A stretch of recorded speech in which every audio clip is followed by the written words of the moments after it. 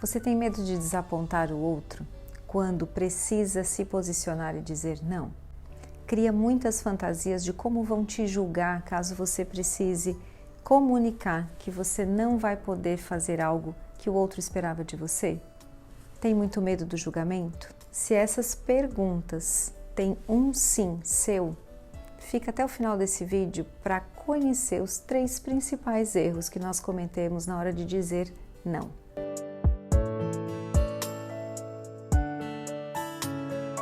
Olá, eu sou a Flávia Zagroba, psicóloga clínica há mais de 20 anos e nos últimos anos tenho me especializado em trabalhar com mulheres que sofrem com a síndrome da boazinha e da salvadora e têm muita dificuldade de se posicionar sem sentir culpa e sem se sentir egoísta. Quantos nãos cabem num sim? E quantos sims cabem num não? Quando nós temos dificuldade em dizer não, é justamente isso que a gente faz conosco. A gente diz sim para o outro e muitos nãos para nós. Por isso, refletirmos a respeito de quantos nãos cabem num sim, principalmente num sim que não foi o meu desejo, é importante para você se dar conta do que você abdica, das renúncias que você faz sempre que você abre espaço para o que é do outro sem estar realmente disponível para aquela situação. É claro que aqui a gente fala de situações possíveis e nós dizermos não. Tem situações que a vida nos coloca, que imprevistos nos trazem e que a gente precisa dar conta de dizer sim, de acolher aquilo que chegou e de fazer algo com aquilo, sem muitas possibilidades para dizer o não. Mas eu diria que essas são situações esporádicas e que acontecem muito menos do que as situações bem corriqueiras do nosso dia a dia, que a gente vai dizendo sim, sim, sim, sim. Ou melhor, que a gente vai dizendo não, não, não, não para nós. Não para o espaço que nós precisamos para fazer as nossas coisas, não para os compromissos que a gente sabe que precisa ter conosco, não para a nossa saúde, não para os nossos sonhos, não para os nossos desejos. Quantos nãos já existem aí dentro de você, alimentados por um sim que atendeu a necessidade de uma outra pessoa? Hoje nós vamos falar sobre 3 erros mais comuns na hora de a gente dizer não, na hora de nós nos posicionarmos. E eu vou começar falando de um deles que é muito comum que a gente se sinta recheada de deveres, sem olhar e incluir os nossos direitos na relação com o outro. Quando nós temos muita dificuldade em dizermos um não, em nos posicionarmos, em estabelecermos e comunicarmos limites, nós estamos muito mais na postura daquele que deve algo ao outro e que deve estar atento sempre às suas responsabilidades. A gente fica nesse lugar de excesso e esquece dos nossos direitos.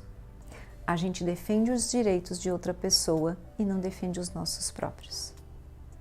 Faz sentido para vocês?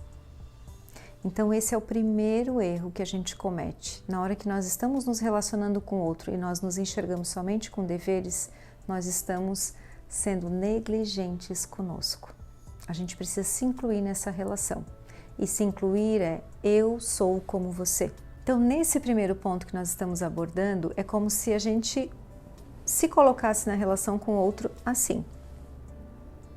Eu tenho muitos deveres, muitas obrigações, mas não tenho direitos. Eu me sinto diferente de você. Eu não sou como você. Você tem direitos, é grande. Eu sou pequena e tenho deveres. Quando eu corrijo esse comportamento em mim, eu me incluo na relação com o outro assim. Eu sou como você. Nós temos direitos e deveres.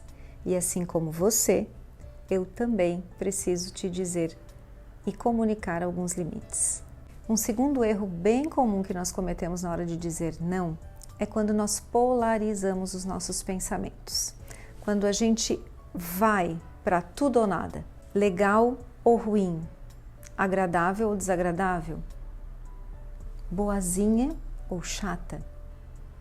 Quando nós temos esse pensamento polarizado, isso realmente nos impede ou deixa um impasse na hora de a gente dizer não, porque a gente vai pensar o quê? Ou eu sou muito legal e digo sempre sim, ou eu vou ser uma chata egoísta, não vou agradar dizendo não. Então, esse caminho de polarização também é um dos erros mais comuns. Por quê?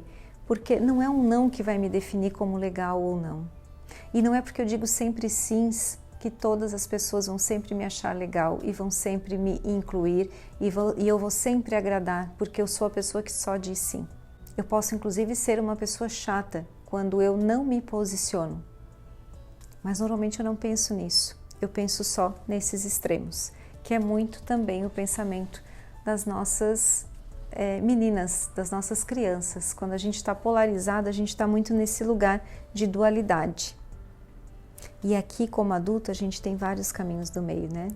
A gente sempre fala dessa questão, entre 8 e 80 tem 72 possibilidades. A gente considera essas outras possibilidades?